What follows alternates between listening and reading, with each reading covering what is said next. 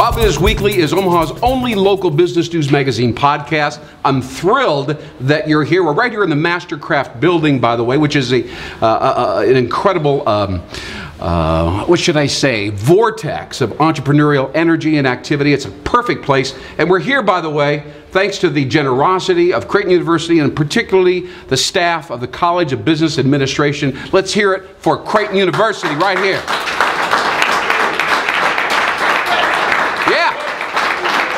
That's right. That's right.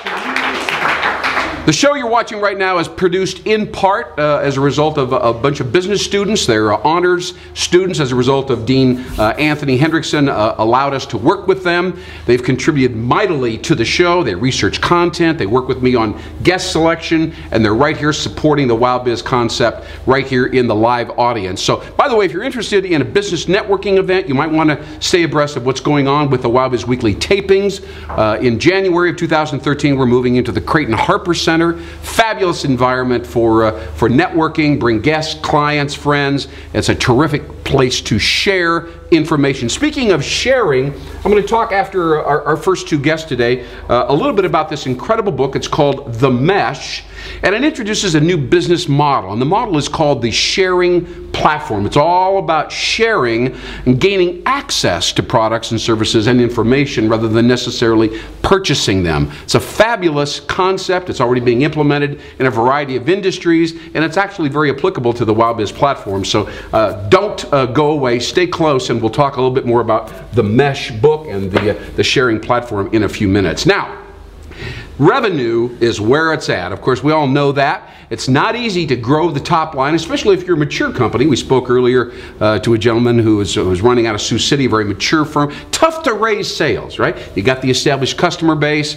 and sales are about here, and next month they're going to be about here, and next year they're going to be about here, right? Very difficult to get double-digit sales growth if you're in a mature industry. So that brings us to what we call pipeline management, right? Pipeline management is all about how many people can you at least get to be aware of your product or your service or your company's name, and then they come down through a pipeline. Imagine a broad siphon, and they're coming down a broad, almost like an oil pipeline or an oil siphon, and it gets narrower and narrower as it gets towards the bottom, and fewer people are interested in buying your product. So how do you get them in at the top, and how many are going to be at the bottom? We're going to talk about this critical topic right now with an expert. She's here in Omaha. She's a sales trainer, a marketing expert. She's outstanding and talking about customer relations management. Please welcome my good friend. She's a Vistage member, by the way, Pauline Stark, everybody. Hi, how are you? Great to see you. Nice to be here. Thank you. Yeah. Yeah.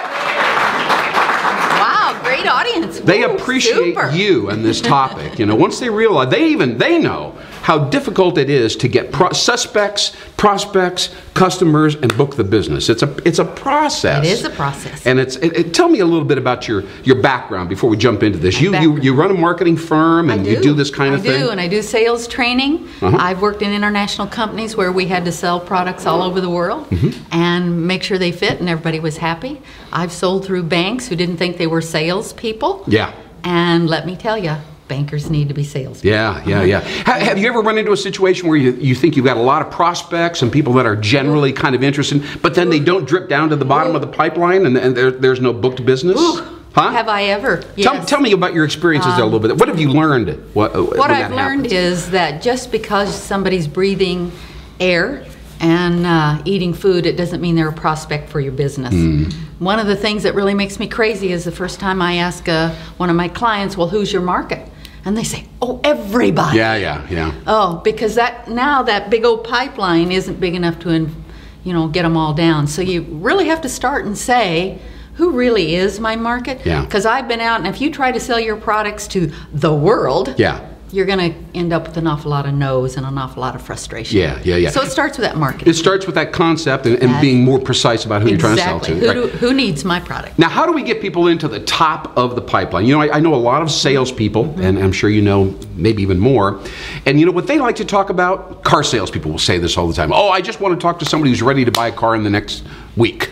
If they're not in that mindset, I don't care about them, right? Then you talk to the marketing and the advertising people, and their attitude is, we're interested in generating leads and getting people into the top of the pipeline. Well, are we all on the same page here, or what's going on? It's interesting because for years marketing has been over here and sales have been over here, and the two never met. Yeah. But in today's world, marketing and sales really have to work together because marketing is responsible for help driving everything that goes into that pipeline. Of course. But it starts with really knowing who your customer is, knowing what their needs, or I call them pains, because people buy to solve a pain. Yeah, this is a very important idea. A lot of sales organizations think that people already know what the problem is, right? And so they want to get right to the solution and talk about why our product is great. Right.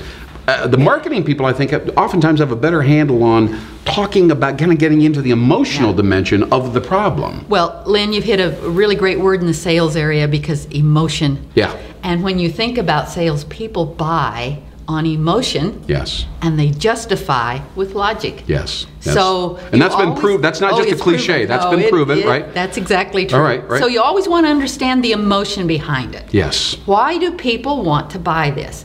Who's my best market, or what does my prospect really look like? Sure. If you want to fill the top of that pipeline, you have to understand that. All right. And you have to understand what happens if they don't buy your product. What pain are they going to go through if they don't buy your product and service? Exactly right. So now, what's the best way to get them from the, let's say for instance they say, you know, I'm interested in WowBiz, I find that very interesting, I might be interested in investing some money in the WowBiz stuff.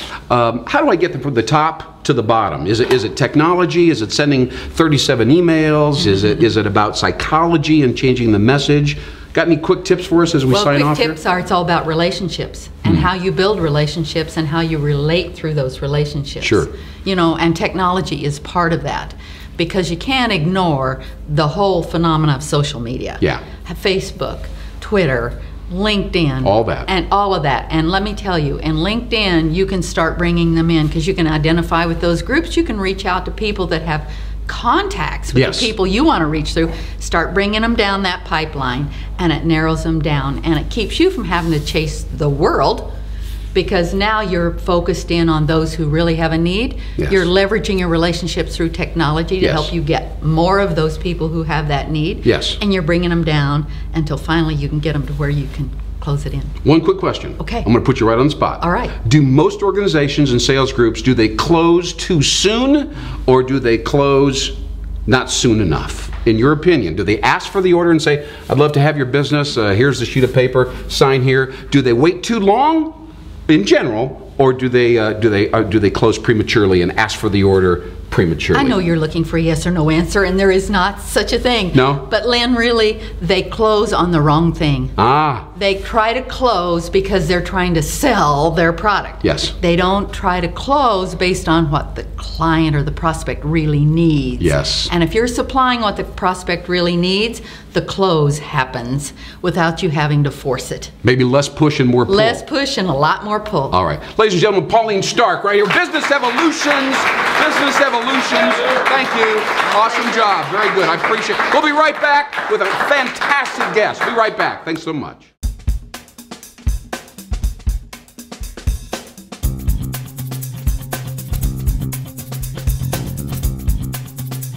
It's a new era. My name's Lynn Hinderrocker. It's WowBiz Weekly, and you are on WowBizTV.com. Can you believe this website with 2 video players and all kinds of activity, stuff you'll never see anywhere? I actually had somebody say the other day, this is a reinvention of TV and the computer and the internet. It's all coming together. But social media is the next piece in the puzzle. You're going to see it woven into the WowBiz platform, and you're going to see it woven into your business model in 2013 increasingly. So we're going to introduce you to a lady who knows all about it. She's on top of it. She does it every day. She's a fabulous contributor in this milieu, and she's got a lot of cool stuff to share with you right now. Please welcome my friend RJ Redden, everybody, right here. Hey, great to see you.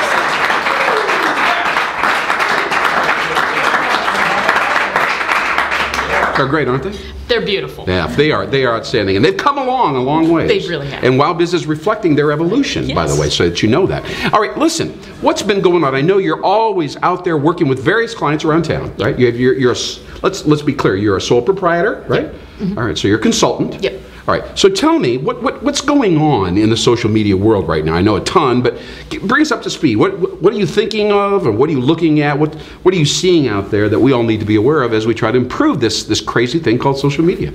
A lot of people are reflecting on what has happened in social media in the last year and then trying to plan for the next year. Yeah. A lot of people are starting to, in their plan for the next year, starting to investigate different tools and ways. It's easy to become overwhelmed. There's a lot of channels out there, but where are your customers hanging out? And especially, where are they complaining about the pain that your business is designed to solve? Yes, right. And so finding those areas and then finding out how to reach those people. Yeah, and how do you go about doing that? As you start out with somebody initially, do you just try everything and then see what the best response is? That's probably one way. How do you focus down your efforts? Because there are so many channels. I learned the other day there must be, close to 100 social media platforms.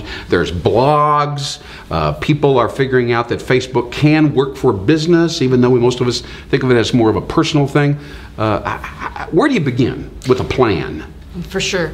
I was on LinkedIn the other day, and I was investigating this very question. Staples just started a new small business group, and that's the questions that somebody asked. Right. What's the best strategy for small business? And the answer was all over the board. Yeah. The answer is, where are your customers right now? If you are a business-to-business platform, LinkedIn might be a better thing for you. Facebook is for kind of more personal services, things like that. Twitter, short location-based updates. Tout is new. Tout is 15-second video that basically touts a location or a product or something, an event, something that's going on. All right, let's stop there for 2 seconds. So it's a video-based, video-driven social media platform. Yep. I'm kind of into the video thing, as you might notice here, so I'm a little interested in that. I heard that some celebrities out on the West Coast are using Tout to kind of shout out. They get 15 seconds on video, and they're using their smartphones. Yeah. Is that how it works? Yeah, absolutely. So you just pull out, like for instance, I'm at the Mastercraft today, Wow Biz Weekly. Pull out the cell phone and just do a 15-second video with a front-facing camera and talk about who you are, what you're doing, and why it's special. And what you're feeling, what you're experiencing, right? Yeah. And I hear that businesses can do it for a minute, but just individuals are limited to 15 seconds. Yeah, that's correct. And that only works with iPhones, by the way? Is that true? No, that's not true. No? It works on different phone platforms. All right, great. Well, anyway, we've gotten a little off base. So let's pretend that I'm launching a new business. Okay. and I want to utilize social media because it seems inexpensive, and I want an expert. What should we expect after the first 3, 4, 5 months? How do you know what the return on investment is going to be? Okay. Very important question. Yeah. A lot of folks expect a very quick return on investment, which is just that is really very difficult to get. A lot of people think as Facebook as they made $1 million. More than that. I think they think of it as like freestanding inserts that are delivered up on your block by the Omaha World Herald. You know what I'm saying? Like, just cover everybody, and then the sales will increase, right? Right. I mean, that's how they're thinking, right? And that's the wrong way to think. Yeah. Social media is a push-pull business. We were talking about that just a minute ago. It is getting my message out, but also engaging other people, talking to them. This is a very interesting thing, to go to their website and get involved in their world, right? Absolutely. And hear what they're, touting about or whatever they're doing, comment on it, and then try to get them woven back into your community. Absolutely. Yeah, do not just broadcast. If you just broadcast, that's 1 million broadcasters, no one's listening. Yeah. Listen to what people are saying. It's kind of like these business mixers I go to sometimes where everybody's selling something, nobody's buying anything. Yeah, exactly. You can't have that. I heard the other day that a lot of large companies are using social media at this point,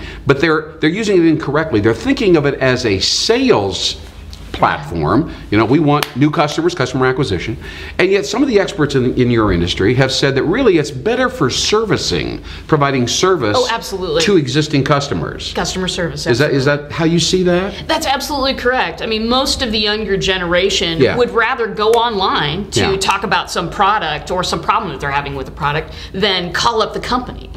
So, just searching through, who's having problems with my product right now and how can I serve them? People walk away from businesses because they have complained and not been answered back. Here's an interesting thing. I know social media people that are essentially focusing on the tricks and the features and the mechanics of it. Well, we'll post it here, and then we'll link it to the blog, then we'll have the Facebook thing come over here, and they're setting up the links. Right. Then there's another group of people that really are writers, okay? Yeah. And they, pay more attention to crafting the message and first person or second person, am I you, or all that. how does that work? You know what I'm saying? I mean, how should it be done? Should the client or the company come up with a message and then expect the social media contractor or consulting firm to do the linkage or do it all? Or is it back to an ad agency saying, tell me what my message is and what we should be saying? How does that work? For me, what I like to do is find out what's happening. Yeah. Find out what the language is, find out what problems people are having or what questions people are having. And you do that, what, by listening to their customers and what they're already saying? Customers, potential customers as well. Yeah, yeah. And just getting in there and listening. And then crafting the message. Yeah. Educate, stop selling. Yeah. Start educating your customers, stop selling them. Because people are so overloaded with information and so overloaded and so tired of billboards. But they really like it when somebody offers something educational, something of value that they can act on right that day. Yeah, so we're all developing content and white papers and advice and suggestions and how-tos and all that kind of stuff. Absolutely. Fantastic. Well, RJ Redden, I cannot tell you how grateful I am to have you here. Everybody wants to know about social media. RJ Redden, ladies and gentlemen. Perfect. Outstanding. Very, very good. We'll be right back. Wild Biz Weekly. Thanks for watching. I'm Lynn Hinderrocker. We'll see you soon.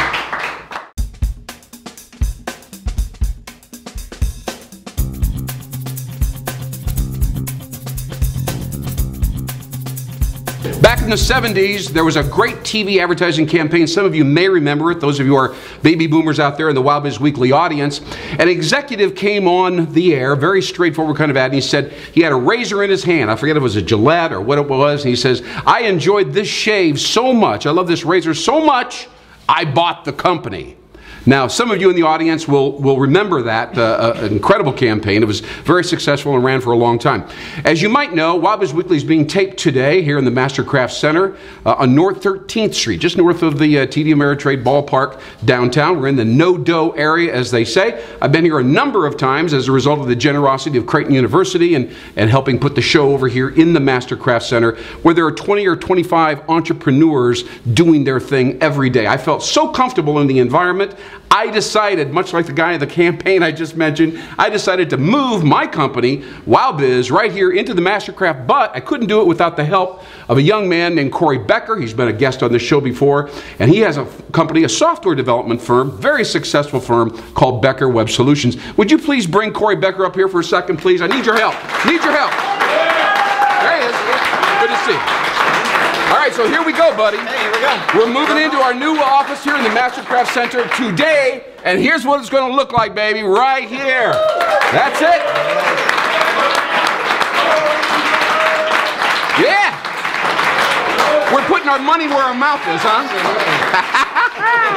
All right, yeah. All right, so we're doing it. We're walking the talk. And I appreciate so much everybody's support in this room. Corey, I'm going to excuse you and get on with the book review here, but everybody come join us at Wild Biz. Well, you had your moment in glory, you know, come on.